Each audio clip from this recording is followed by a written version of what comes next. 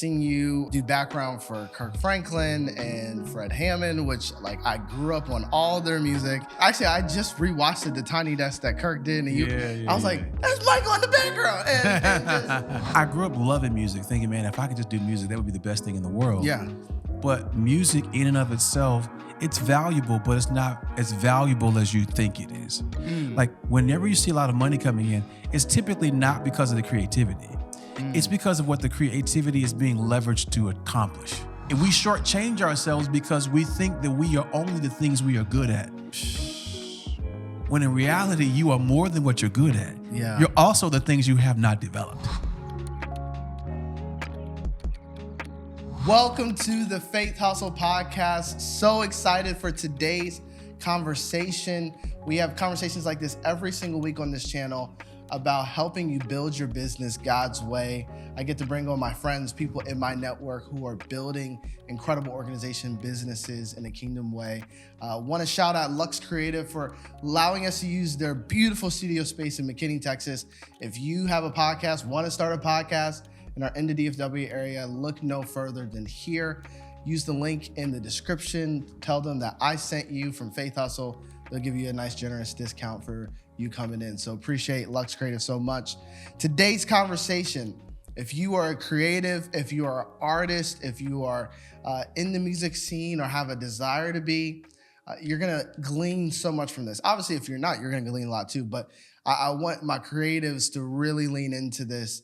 There's gonna be some real practical wisdom with my good friend that is here. He is not just a songwriter, worship leader, he's a businessman, he's an author, and he's a man of God. And he's also someone that Faithustle has partnered with on the Faithustle tour. And we're gonna get into all the things that we've been able to do literally around the world, helping people get clean drinking water and the gospel going forward together in this kingdom partnership that God's put together. Without further ado, Michael Bethany. Yo. Come on, man. It's a long time coming, but we here. I know we're here, man. Finally, I was patient. I knew my time would come. Waiting my turn with bated breath. Listen, I'm gonna call my mama when I leave it. I made it. Call my mama and tell you, Mama. Started from the bottom. Now we here. Which is hilarious because Ryan O'Fay, he was on the show last year. And I think for me, I don't know, maybe it's wrong. With my friends, I'm like, I don't want to pressure them, you know what I mean? I don't want to make it be about, especially those that have influence like yourself. I don't want to make it about hey, be on my thing, unless I feel the Lord speak. But he was like, bro, am I not good enough to be? I was like, no, not at all. I didn't want you to feel. He's like, come on, So anyway, I'm glad that this was able to work Yes, out. man, absolutely, man. I'm excited about everything you're doing. I'm so inspired by it.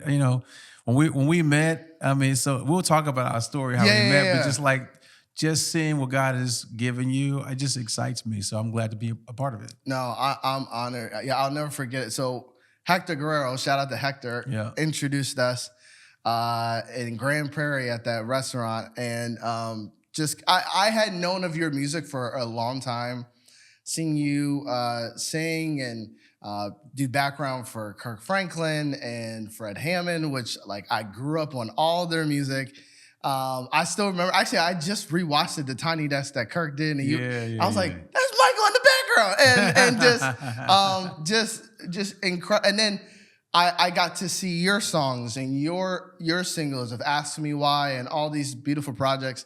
And then, before we actually sat down to meet, I went to your live recording. Yeah. Which is funny enough, we're coming up on the conference that was recorded at. We'll talk a little bit more of that later because I'm going to be there and a lot of folks in our world are going to be there. Yeah. We're going to invite others to it, but it was powerful. And I told you this later, that was a very significant night for me. It was a night of, I was seeking the Lord about a lot of different things.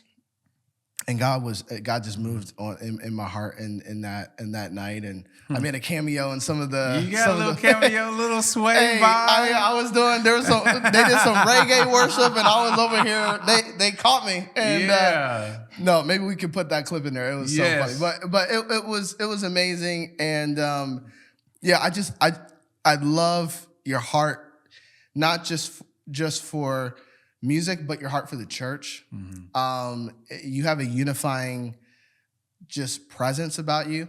And I love that, like, you can be in the gospel scene, you can be a CCMC, you can be all black church, mostly white church, like all across the board. It's been beautiful to see just the gift on your life and just how you've stewarded it well. And then we got to sit down actually, and it was just like such a kingdom alignment. It was like, oh my gosh, like what you're doing, what Overflow Culture is doing, what Faithustle is doing, it just made sense. And then I told you about this dream that God gave me about this tour, and I was like, man, I feel like we're supposed to do a generosity component. And then we started talking about wells, and we're like, man, what if part of the tickets went to building wells, and we had a generosity moment at these business events, and like now, I mean, we raised enough to build 7 wells, seven wells in West Africa. And I love to hear your perspective on all that.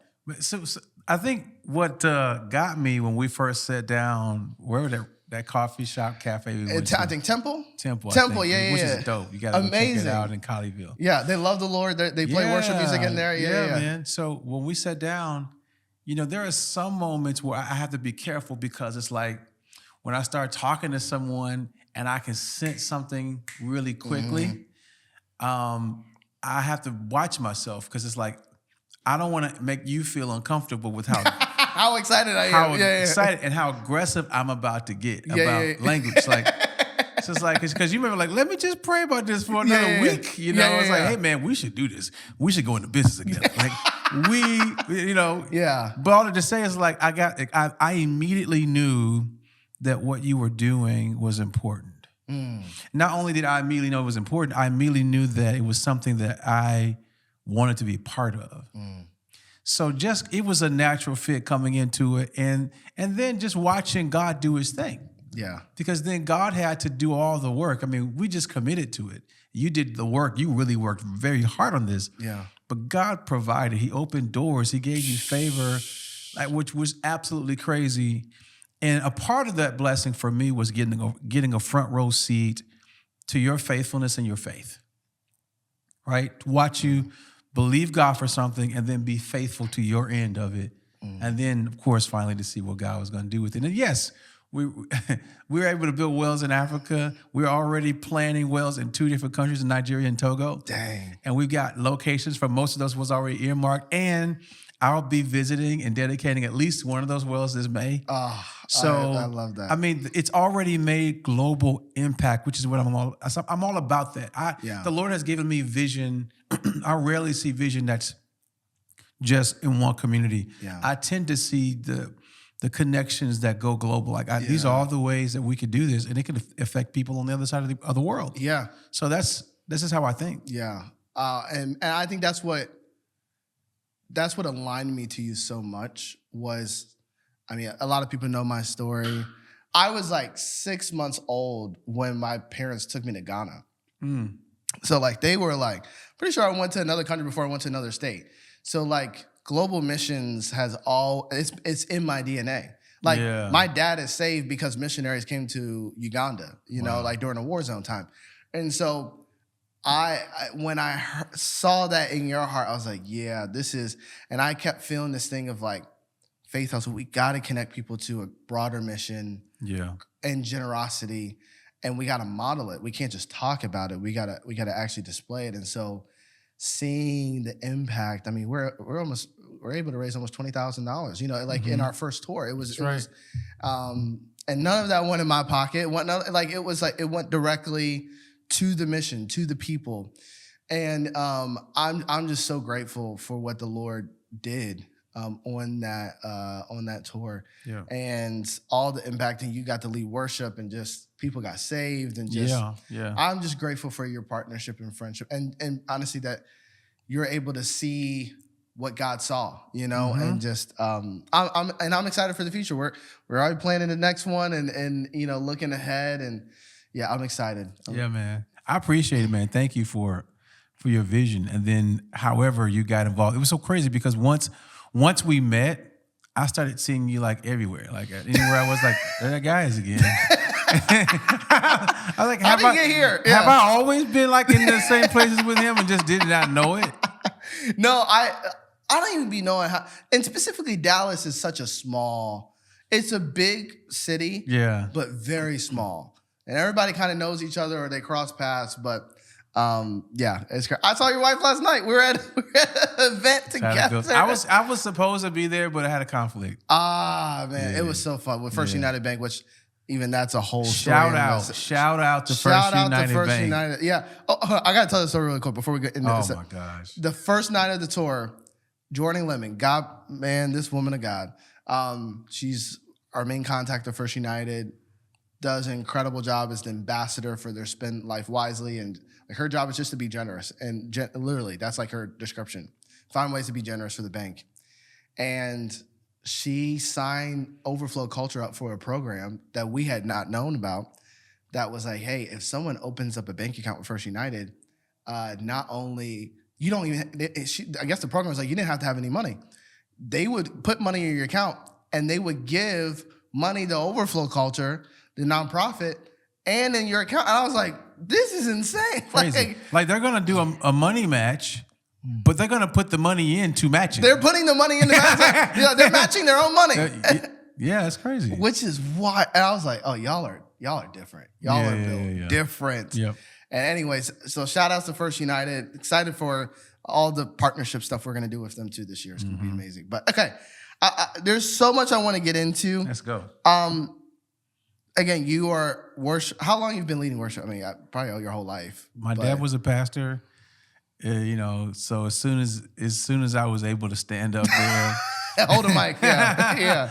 I mean, I started leading before I was 10 for sure. Really? Yeah. Leading before you were 10? Yeah. Dang. That's why in St. Louis. In St. Louis, at my dad's church. Yeah. My goodness, man. And so worship leader, songwriter, you've written with practically every artist that. I've written with a few. With a lot. I had a few. With a lot of amazing artists in the Christian music space, with Capital and just doing amazing things there. But you also, again, you're a consultant. You have this business side to you. You're running a nonprofit. Like, how did I guess I ask this. How did you see yourself not just as, I'm just an artist? Yeah. Because a lot of times we can just put ourselves in a bucket. I'm just this. Yeah. How did you see this calling on your life as like, it's multifaceted? For me, I didn't see that. It was the way the Lord orchestrated my life. He started to prepare other parts of me that I wasn't interested in. Like when I was younger, my father forced me to go to ITT Technical Institute. Oh, okay. I remember seeing the commercials for it. Yeah, remember back then? Yeah. I was like, and I was in high school. All I wanted to do was like music and ministry. I didn't care about anything else. So I was looking at college. I was looking at nothing. Like I wasn't. You knew what you were going to do. Well, I was just a prototypical creative preacher little guy, and I was like, man, I'm at church. That's what I'm doing. Yeah. And I was really headed. I mean, that probably wasn't going to be that great. Who knows? But my father made me go there, and then I got fascinated with engineering. I had an uncle who was an engineer, and so that kind of led me into electrical engineering and design. And then I started taking classes. I started working for different companies and doing that professionally. And it was a weird thing because I wanted to do well, because I wanted to feel accomplished. I love that feeling of accomplishment and success, but I didn't really love the work. That led into project management. I was actually going to finish my degree, my bachelor's degree in a program, but the Lord then redirected me and I ended up going to Bible college instead. Okay. Where'd you go? I went to Missouri Baptist University. Okay. So it's all that time as a kid. It was like I didn't end up doing what I wanted to do. I ended up doing what I needed to do to grow in the right ways. So that all happened. I didn't get into music full time until after I moved to Dallas. Oh. And I met Fred Hammond. And when I met him, that's when everything changed. And it was like, I didn't even at that point see it coming. I didn't know what God was going to do or how it was going to happen. But God really set me up to grow in the way that would be perfect for what he called me to do. And at that time, I never had a global vision. But another component I think that goes into why I got set up the way I am today when it comes to the nonprofit and then the for-profit side and all these different structures, is that along the way, the Lord began to give me a bigger vision than what I had a passion for. I had a passion for music, but what God began to show me is what he was doing in the world. And giving me a heart for people around the globe. And when that heart began to grow, I needed a way to facilitate that vision. That's what led into understanding, okay, and this is the business structure I need to do. So, and having the background in project management and in engineering, it gave me the ability to understand it. Even along the way, I led in churches as a worship pastor, as an executive, even as an elder. All those roles in the church gave me such expansive understanding of the nonprofit space and leadership structures. And then you take that with the music industry, doing songwriting and touring and product. So you got music industry, you have, engineering, project management, you got church leadership, you got some, education, you have all that together. And being a PK just gave me a lot to draw on. So when I saw the vision that God was giving me, I was able to draw from each one of these spaces to get, concepts and ideas as to how I might approach that. That's brilliant. Friend, really quick, before we keep going, if you're enjoying the conversation we're having in this episode, you're going to love what we have inside the Faith Hustle Network. What's the Faith Hustle Network? I'm glad you asked. It's more than a podcast. It is a growing community of faith-driven entrepreneurs looking to do business God's way. We do weekly Bible studies, Friday strategy calls, and network with each other in our chats. You even get access to the people that you see on this show to ask your questions in real time and hear their wisdom and strategy that can help your business. Whether you're just getting started or you're scaling something big, this is where faith and business meet. If that describes you, tap the link in the description and get in the room today. Now enjoy the rest of the episode. I think it's awesome of how God, like nothing is wasted. That's right. He uses every bit of it.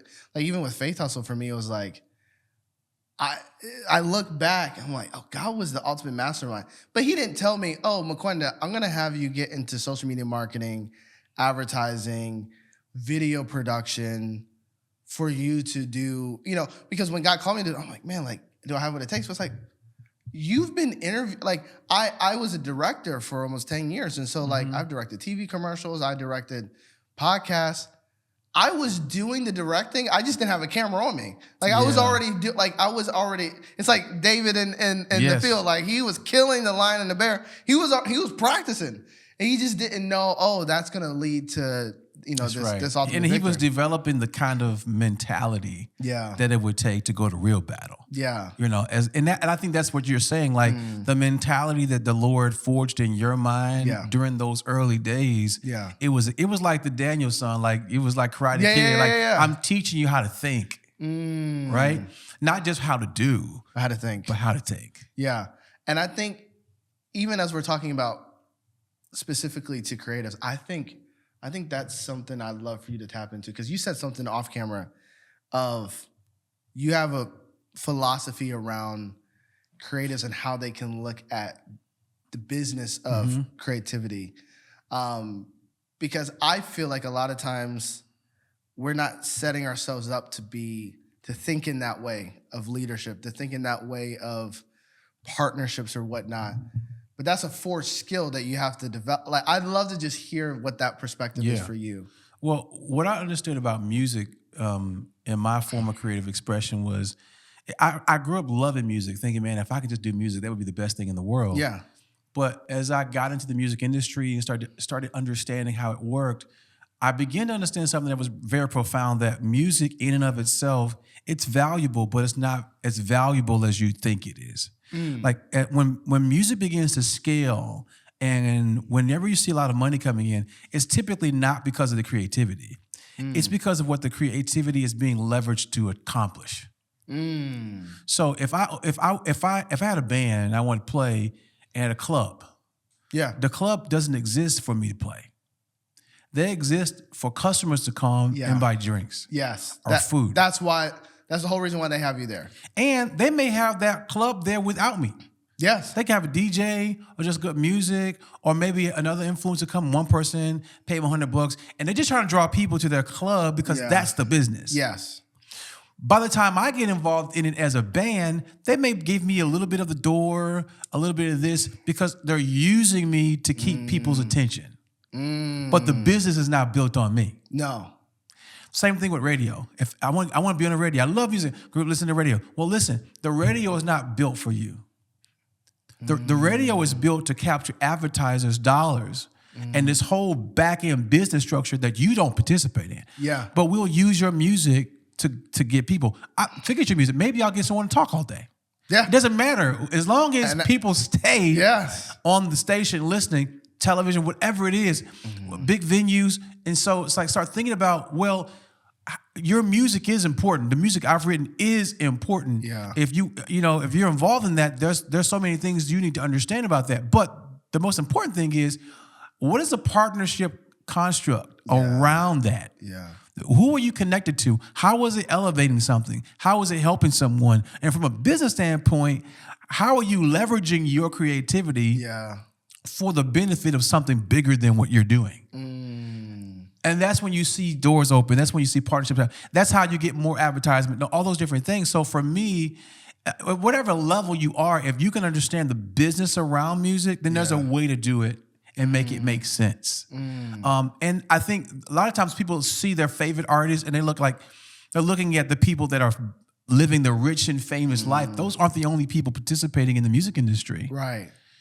There are so many other problems that you can solve with your music. There's so many other things that you can get connected to. Even what we're doing with water whales. Yeah. If you had a vision to change the world, and this is a part of what I do, one of my things is I want to disciple creatives to impact the world. Yeah. But if you're going to impact the world, you need a world-sized vision. Yeah. If you have a me-sized vision, which is just your song, then that's not going to be enough to impact the world. Because you're telling the whole world, like my music, like my music, like my music.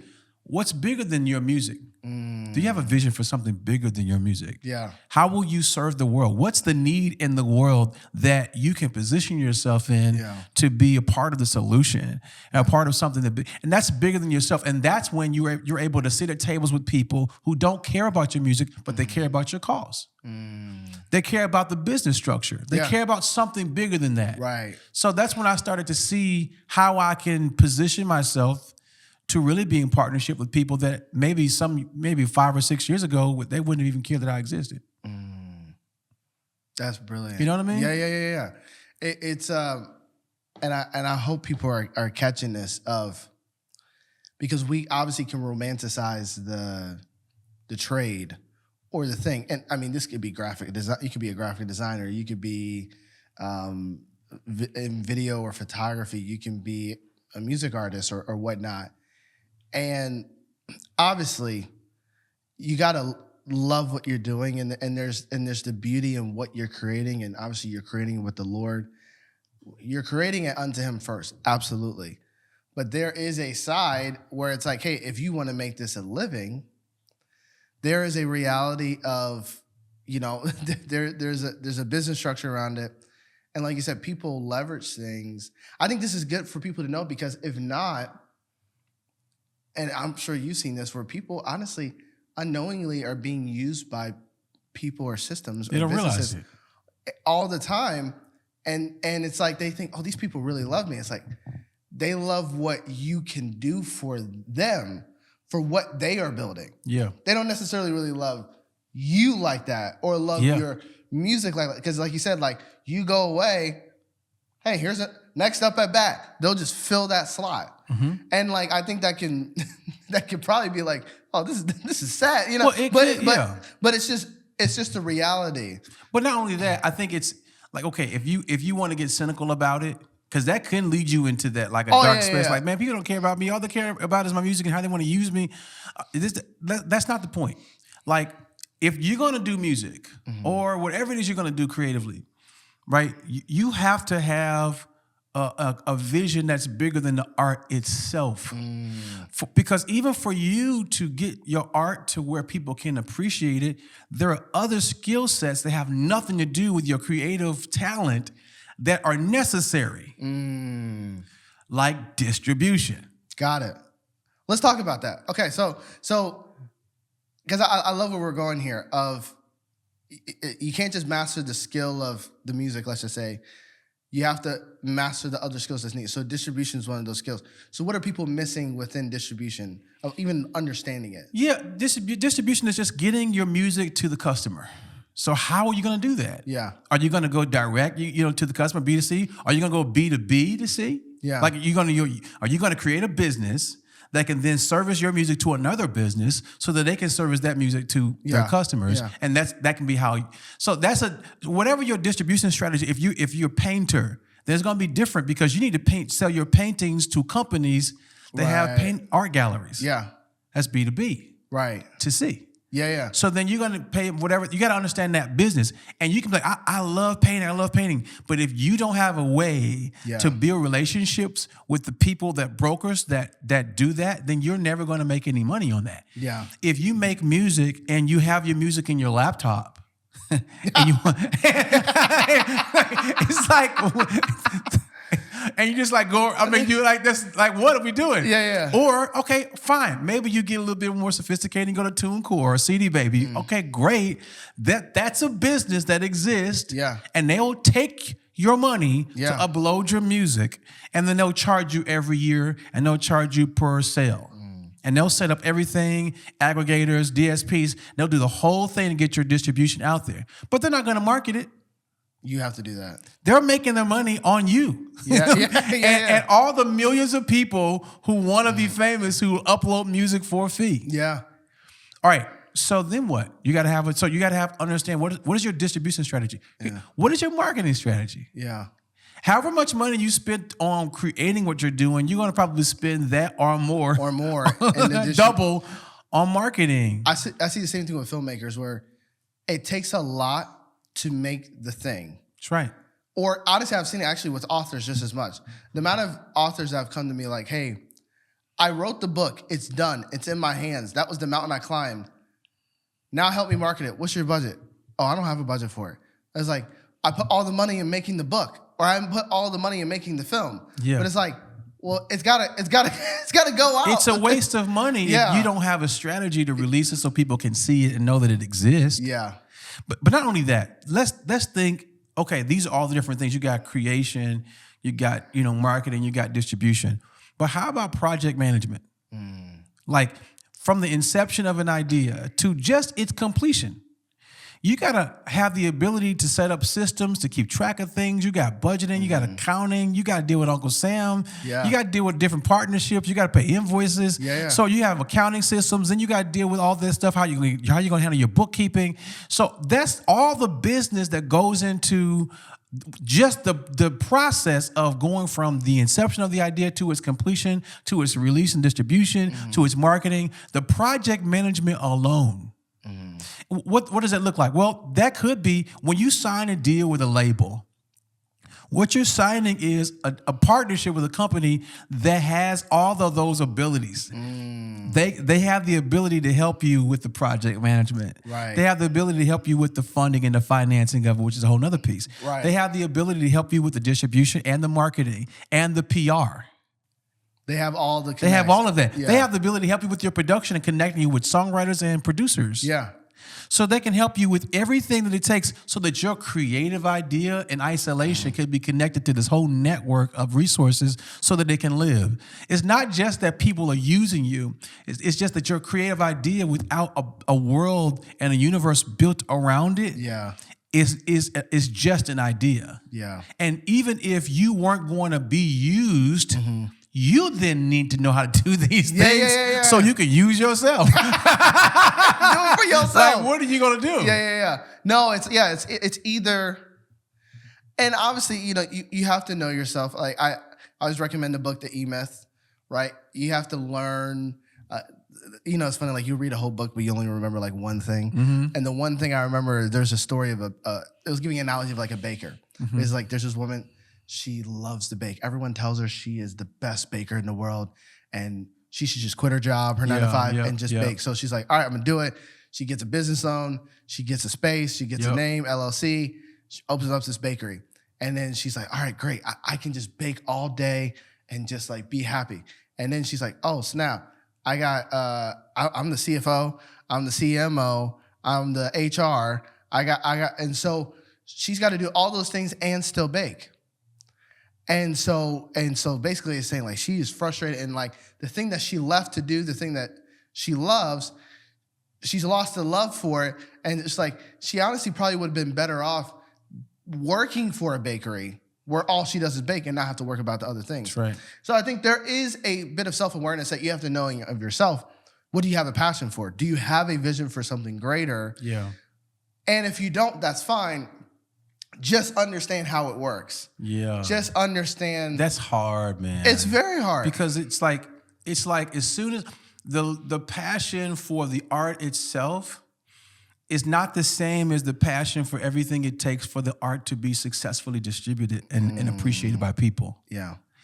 And so even for me, I had to kind of like, I read that book, E-Myth, as well. Like I had to ask myself some hard questions. Yeah.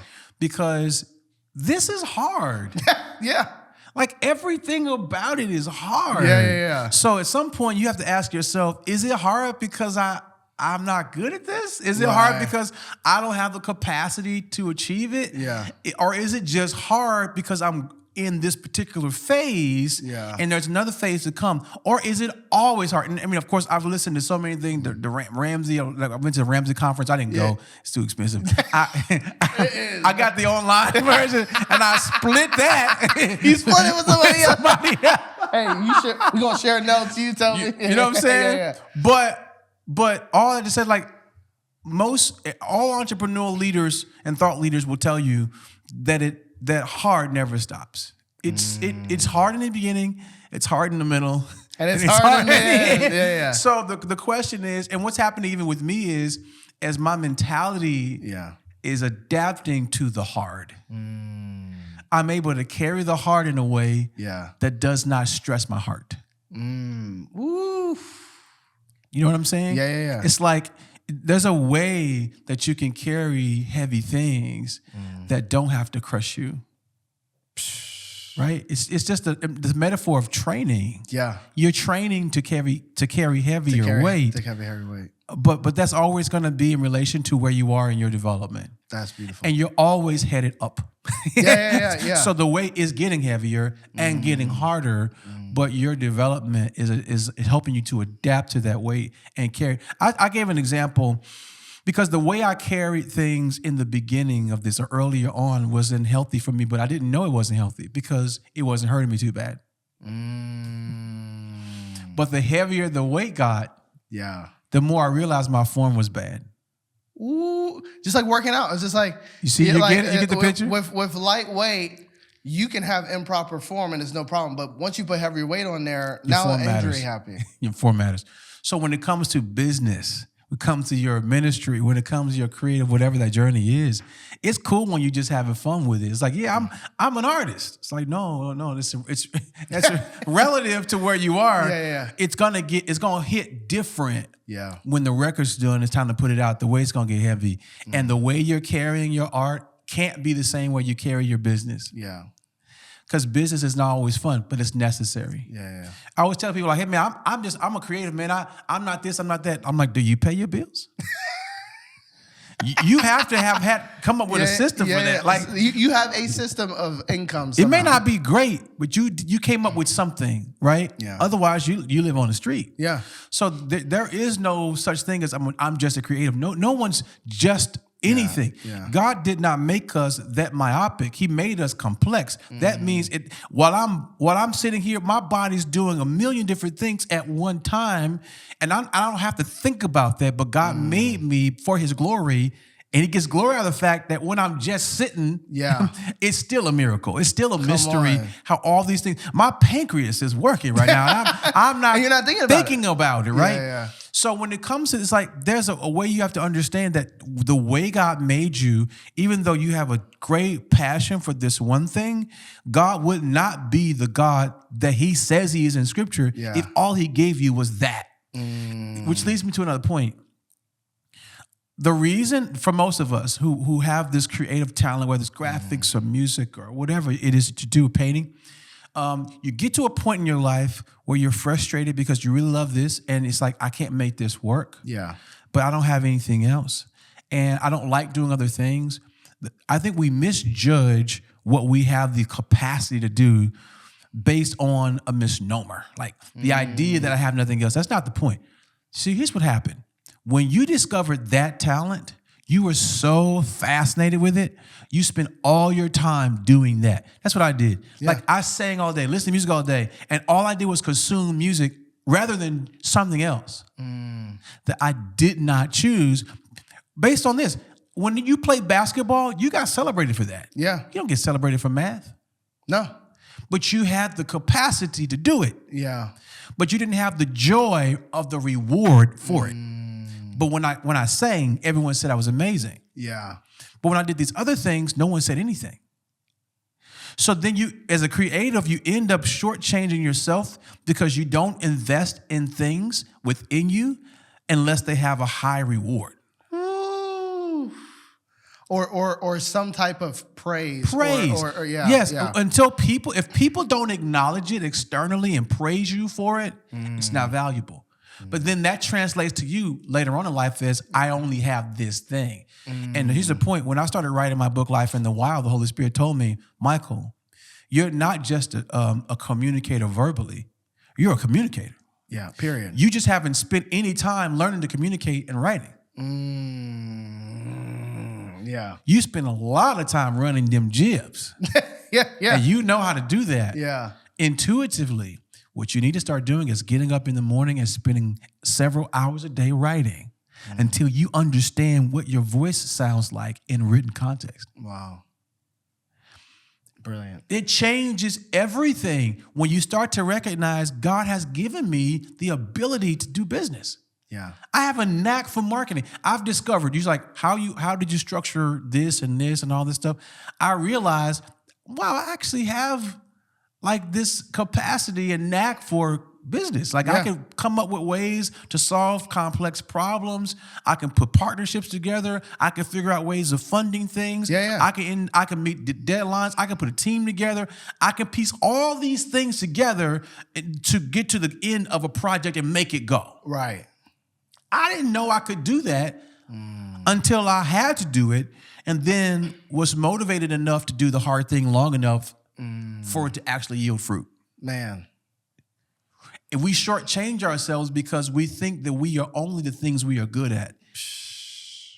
When in reality, you are more than what you're good at. Yeah. You're also the things you have not developed. Oh my goodness. You know? Bro, you spitting. I automatically think of Jesus' relationship with Peter.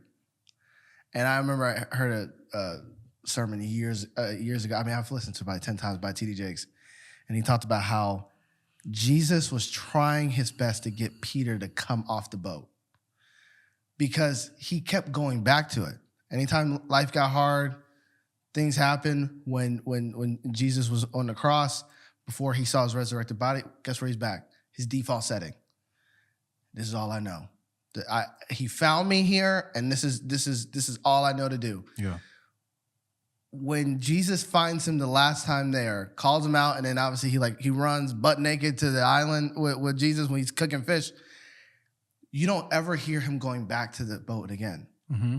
He had that ability, but Jesus was like, "Feed my sheep." Like there's something in you that the way I've heard it said, and I've seen it in my own life, like even with the tour. I didn't want to do the tour. I didn't think I could do the tour. But God was like, do the tour. And it's like, you don't know your capacity unless a demand is put on it. That's right. You have no idea what's in there until you are. It's funny, I was, Abner, who's here with me, he just had his first baby girl. And he was like, he's like, in the same breath, when I first had helped my girl, I was like, I don't know what to do, but something rose inside me. I know what to do. In the same moment, it's like something came up in me of like this thing that's like ready to take this assignment on that like was already on the inside. And it's like if God's called you to more, he's giving you a vision for more. He's not doing anything else that he's already put inside of you. It just needs to be developed. It's in That's right. seed stage. That's right. It just needs water to grow. Like, you can do it. And I think even just an encouragement, I think sometimes, and I can even say for myself, there's certain aspects of business or certain things of like, man, I don't like that. And really what it is I just don't like the people who have done it that I felt like maybe they did it poorly. Yeah. But that doesn't have to be your story. Mm-hmm. That does not have to be your story at all. Oh, all rich people are this and that. Says who? That doesn't have to be your story. Like, just because you've seen it in one way does not mean that has to be your scenario. Like, that's right. you have a race to run. You have something that you're stewarding. And so, like, you don't have to feel this pressure, you know, and so I just love this. I think, and it's funny, we're actually running out of time because you have a meeting with someone you're going to partner with, which is like, and you just came out of another partnership meeting this morning. Like, I've seen you live this out of like, hey, here's my gift, but hey, who can I link arms with? That's right. And you're helping me even with this next tour. We're thinking through how can we leverage, partner, like how can we take this thing that God's given us and actually make it work by bringing others along. Well, here's one thing I think that creatives need to learn. If you have a podcast, right? That's the thing. If you do music, whatever it is, you have this creative idea. What you have to understand is that when you start, the inception of the idea does not represent the idea in its completion. And what happens with a creative idea is you enter into, it's best when it enters into collaboration, conversations, where other people get a chance to see it, and that idea begins to break down. What happens when the idea breaks down, you start to find what is the core essence of this idea that has the greatest value to transfer. And then other ideas begin to surround it. And when I go into a writing session, I have gone in with Walk With You, for example. When I went into Walk With You, I have all these notes, and I have this little idea that's got a little vibe tempo to it. Once we get into the room and I start to say what it is, someone else said something else. It broke my idea down. And then once it got broke down, we started building from the ground up. The essence of the idea was Walk With You. The essence was intimacy with God.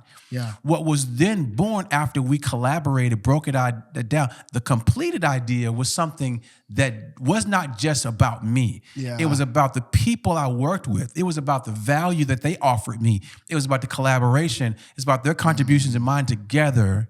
And then we landed at the song, which is now known as Walk With You, which is my most streamed and even globally known song. Oh, wow. Yeah, it is. You would think it might be Ask Me Why or Fill the Room. But Walk With You became that everyday song for people who want to be close to the Lord. So if you were thinking, man, I want a song that I can sing and everybody can go, that's what I was thinking. But what the Lord was trying to get me to with collaboration was something so much bigger than myself. So you cannot hold your creative ideas tightly or closely. You have to hold them openly. You have to be willing to partner with people and hear other ideas and collaborate and see what is it about the idea that is the most essential component, and what is it about this idea that if I lost it, it wouldn't compromise it. That's good. Man, I think, and I'll kind of close with this, and then I want to talk about this conference that you're doing. I worked at my first job, I guess, as an adult. I worked at an agency. That's how I got my chops in advertising and marketing. And I did a bunch of stuff, but I was doing video for them. And I never forget, I was working on this project, and there was like 5 people on it giving feedback. And I mean, I put my blood, sweat, and tears into it, and I'm just like, here you go. And the critiques were crazy. It cut it in half, changed the music. And I'm like, I can feel like this. I start getting defensive, and they can feel that, and they're like, "Hey, we just want you to know, we're not attacking you. We're not even critiquing you. We're critiquing the thing, and it has nothing to do with you or what you did. There might be different reasons why we have to do it. There could be brand standards that have to we're not attacking you." And I was like, man, how many times, even within Faithustle, like, yes, this is my baby, but it's God's. Like, the idea didn't even originate with me. Mm-hmm. It came from the. So yes, I'm called to steward it. God's going to hold me responsible for it, but I don't own it. And so, and in order for it to flourish, I have to, I have to bring other people along. Obviously, strategic people, the right people. I got to bring people along if I wanted to see the light of day. Otherwise, it's just going to be an idea in my head. That's right. If I didn't bring you in, hey, what do you see for this in this tour? How it could work? I'm bringing other voices in that are strategic from the Lord. Of like, hey, what do you see? Mm-hmm. And I've seen a lot of people, especially in the creative space, they hold their ideas so tightly. We got to remember, none of it's ours. It's His.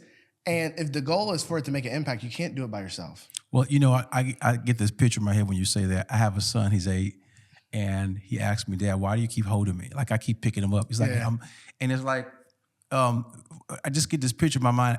I'm holding him because I'm trying to hold on to the baby version of who he is. But that's not who he's meant to be. So me learning to let him go was actually the trajectory of his maturity. Man. And when he starts to stand up on his own and he becomes something other than what I dreamt he would be, I accept who God intended him to be. Your creative idea is a baby, but the full-grown version of that is not what you're holding.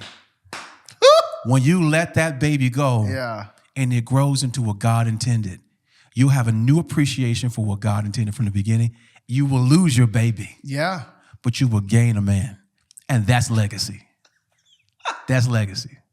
You will lose the baby, but gain the man. Yeah, because that's the language. This is my baby. This song. This is my baby. This business idea. This is my baby. When you look at some of the biggest companies right now, Jeff Bezos, like, they have, I want to say, they said 10% of the world globally shops with Amazon. Globally shops with Amazon. Wow. They have 1 million employees, last I checked. His percentage is like less than 10%, I'm almost positive. Someone fact check. He does not own 100% of Amazon. In order for Amazon to get to where it was, he needed others. He needed to let go of the baby. Now, it's still the culture is still him. That's like when they tried to get rid of Steve Jobs, they had to bring him back because they're like, nah, the whole reason why this works is because this is you.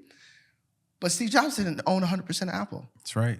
He did like anyone that has done anything great to a large scale or capacity. You gotta let that baby go. You gotta let the baby go so that the man can be ready. Woo, we can preach, and we don't have any time to preach. I'm like, okay. All this conversation is actually a beautiful setup because you have a conference. Yeah. What's the dates? March 5th and 6th, 2026. Yeah. I'm going to be there. And it's going to be honestly more conversations like this.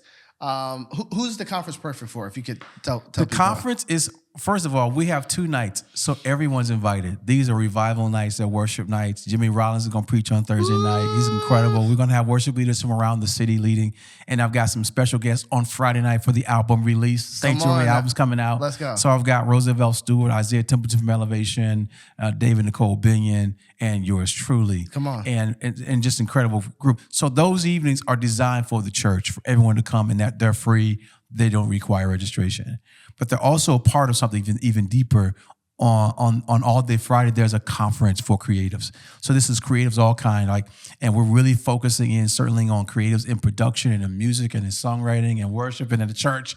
And we're going to help you, get a better idea and understanding of everything from creating a worship experience to songwriting to how to build a better relationship with your leadership in your ministry to production, how to weave technology into what you're doing. So we've got multi-tracks coming. Come on. Ultimate ears, and you can get your ear impressions. Hey, let's go. All the kind of stuff. I have a vocal coach coming, the resident vocal coach. Imani's coming back. So she's so much valuable to add to you. It's absolutely crazy. And I think anybody who wants to grow and really do something significant in the space of production, of music, of the visual arts, this is a space you want to be in. Listen, I can't give a better plug than that. I'm going to be there. I was there last year for the recording. Yo, and I got something for you. Okay. So I just got this link. It's a Faithustle link. Hey, let's go. So I would say what it is, but I don't want to get the discount code wrong. So it'll be on in the show notes. We'll put it in the description. Yeah, we'll be in the show notes. But I actually have my phone. My wife sent it to me on my way here. Like, this is for Faithustle. Come on. So if they use the Faithustle discount code, they'll get a special discount on the registration. Wow. That is incredibly generous because I know your heart to just bless creatives, pour into them. And so I'm excited. Hey, Faithustle folks, pull up. It's going to be amazing. And I'm excited to see the fruit that comes out of that. But bro, thank you for your friendship. Thank you. It's not just, I couldn't do the tour without you from your partnership level or whatever, promotion or the Wells. There are several moments I called you where I'm like, I don't know how this is going to happen. And I'm hitting a wall. And where I was like, you have every reason to pull out. You don't owe me anything. But you're like, no, God's got this. Yeah. Let's trust him. Yeah, we might have to do a little different. That's okay. Let's trust him. And man, when I tell you, that was like water to my soul that I needed every single moment that we would get on the phone call. So I just want to thank you because I honor you so much of like, I'm like, man, you got so much going on in your world. I'm not, but you're just constant encouragement and belief in me and the team just meant the world. And so I just want to say publicly, thank you. Wow. Just for I want to thank you, man. Just, you are a gift. You are a giant. You're building something great. And I'm grateful that I get a chance to do that with you, be a part of it. I'm glad I got a chance to just to be your friend and just walk with you through it. But that also helped a lot when I saw you in my video with that cameo. It's like, well, I know that guy. I feel good about the cameo. Hey, guy. listen. I'm a supporter of the music, man. Yeah. No, and I'm excited for a lot of the new music to drop too in this whole album. It's going to be amazing. That's right. Man, love you, brother. Thank you for being on the show today. Love you, man. Thank you so much for watching this episode of the Faithustle Podcast. We hope you felt challenged, encouraged, and equipped to walk out your faith hustle.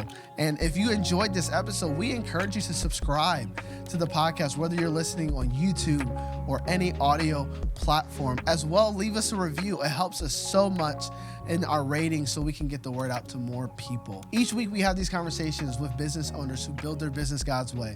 And so we look forward to growing with you on your faith hustle journey. We'll see you next time.